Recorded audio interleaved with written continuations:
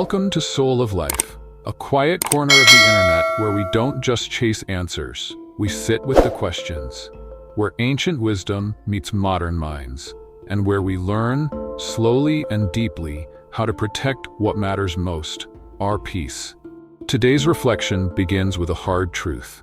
We've been taught that love means full exposure, that true trust requires absolute openness, that if someone means a lot to us, we owe them everything, every wound, every fear, every corner of our inner world. But real wisdom whispers something different, that connection and boundaries are not enemies, that silence isn't coldness, it's strength. In a world that overshares, the sacred is easily lost. So today, let's reclaim it. These are 8 things you should keep to yourself, even with someone you love. Not because sharing is wrong, but because silence, when used wisely, protects what words can't. 1.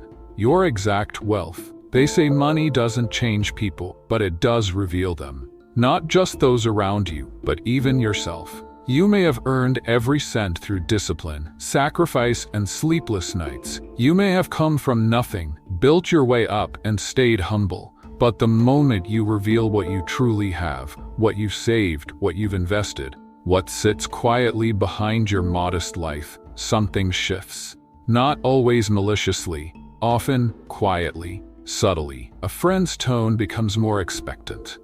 A relative's needs grow urgent.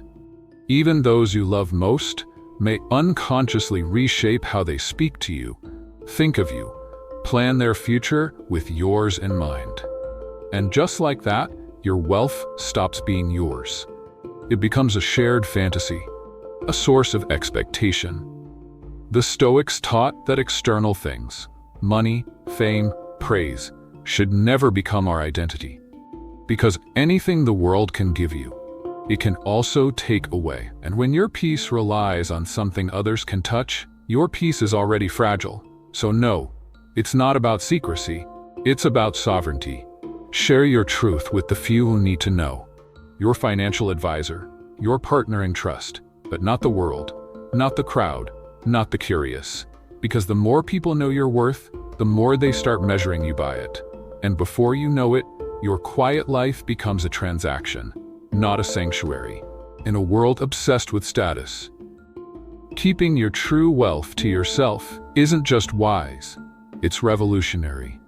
It's a quiet way of saying, I am more than numbers. I am not for sale. I choose peace over attention. 2. The depth of your past loves. There's a strange idea we've come to believe, that love must come with a full confession, that if you truly care about someone, you'll hand them the map to every heartbreak you survived.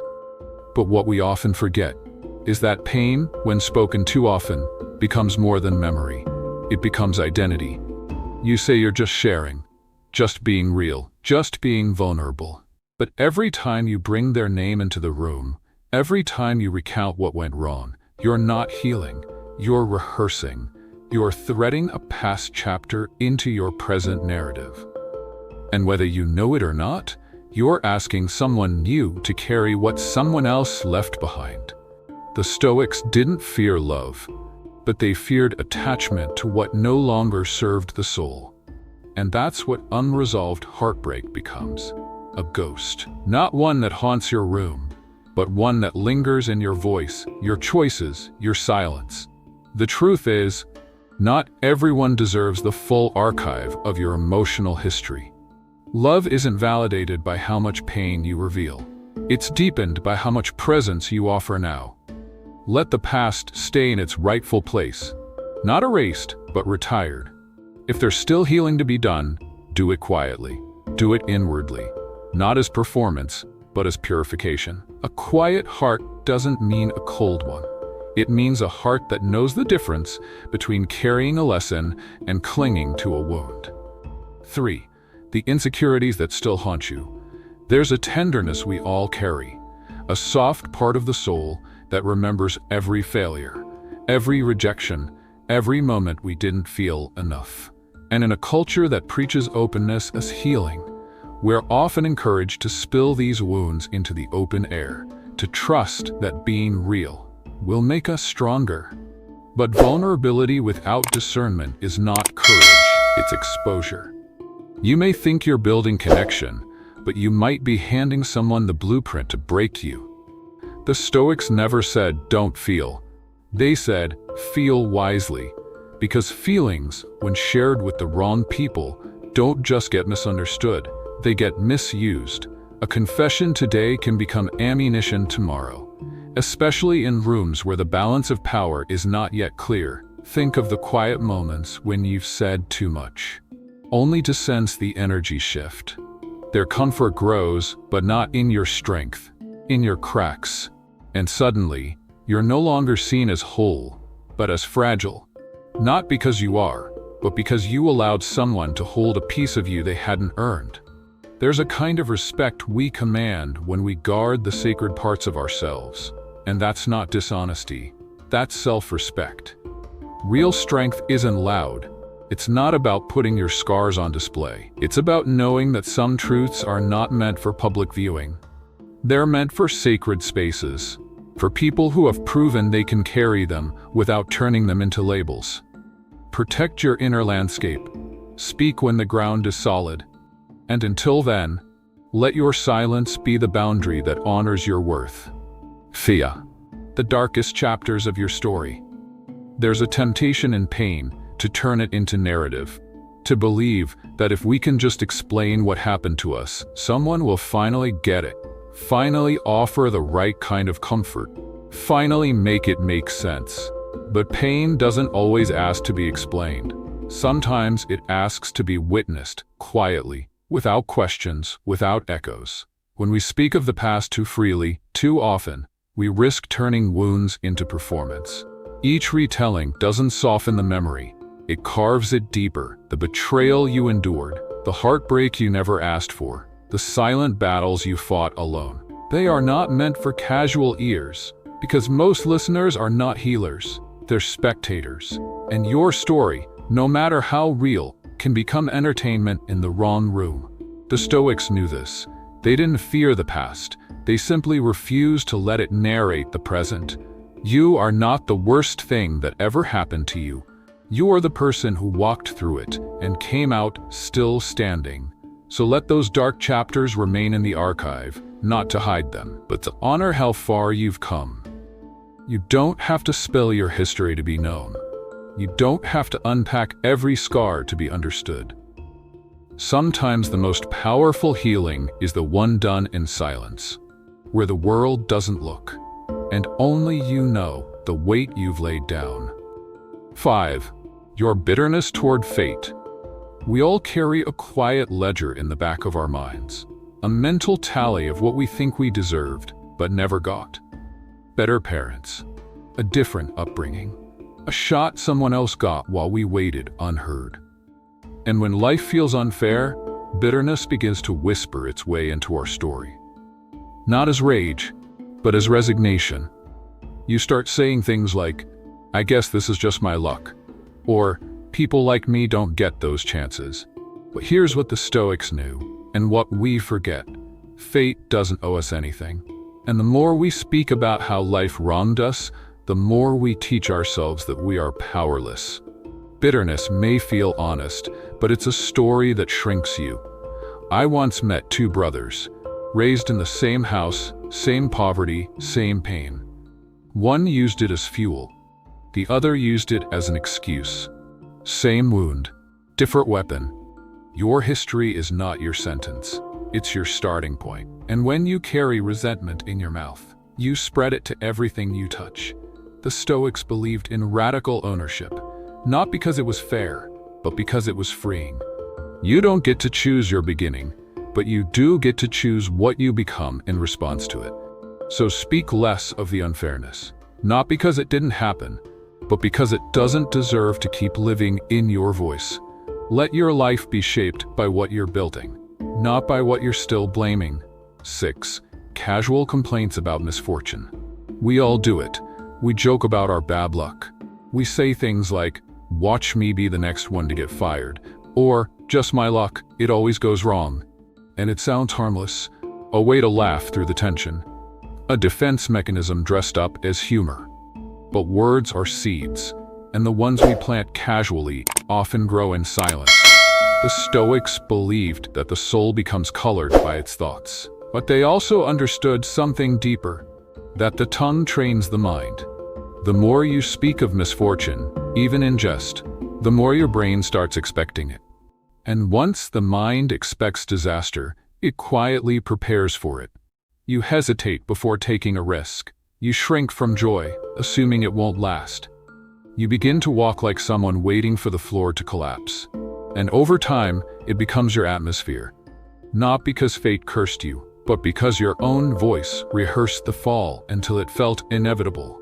There was a man I once knew, brilliant, generous, but always sarcastic about life. He joked about losing jobs, getting sick, dying alone. It was funny until it wasn't. Years passed. The jokes became patterns. The patterns became reality.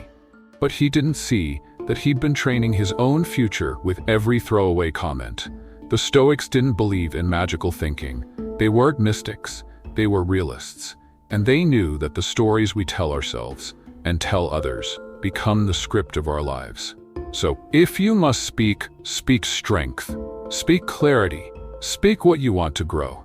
Let your silence be the space where your misfortunes dissolve, not where they echo. Because not every pain needs a voice. Some just need to be released. Quietly.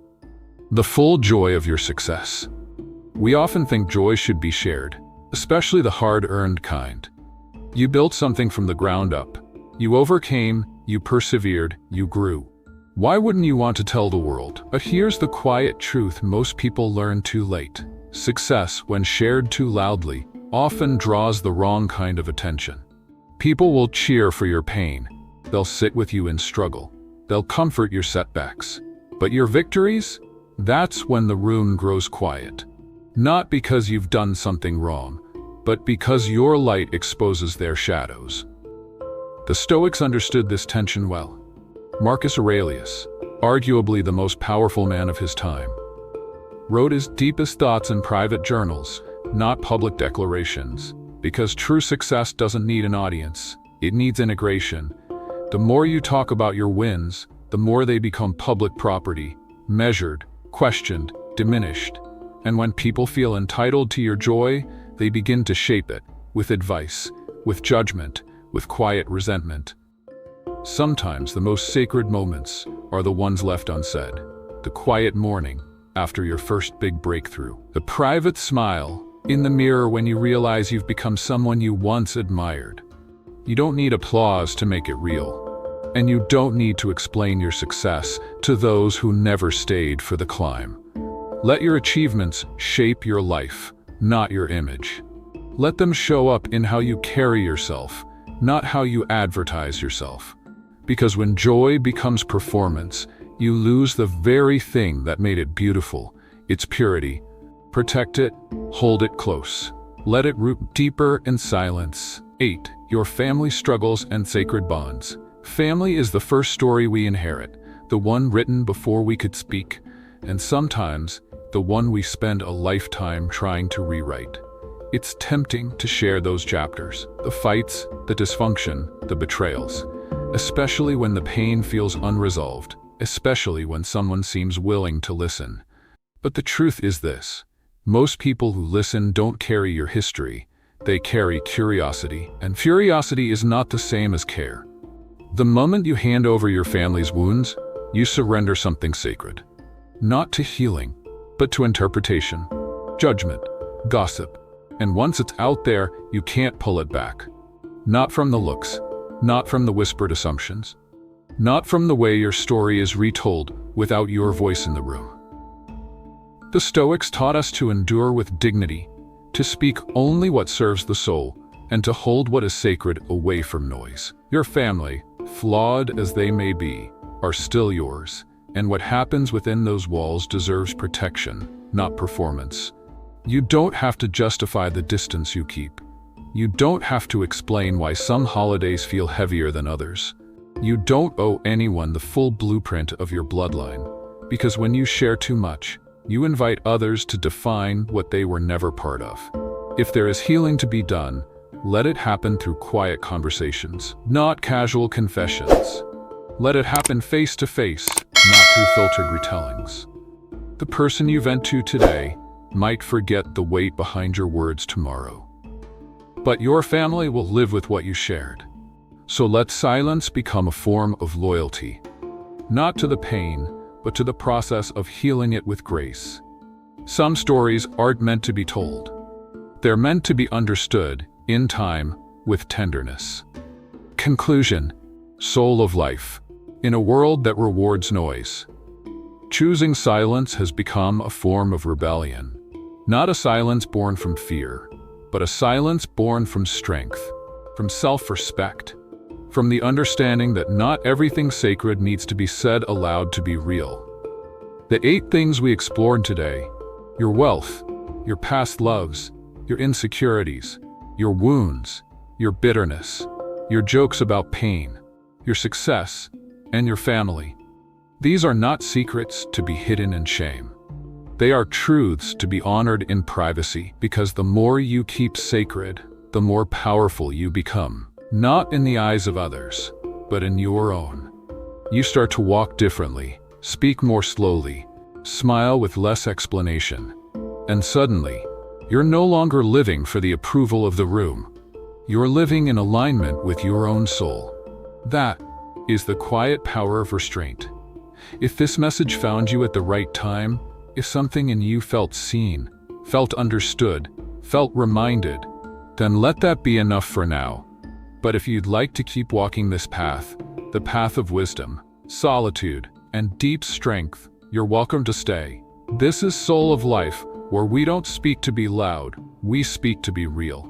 So if you haven't already, subscribe to the channel, turn on notifications, and share this with someone who knows the value of quiet things.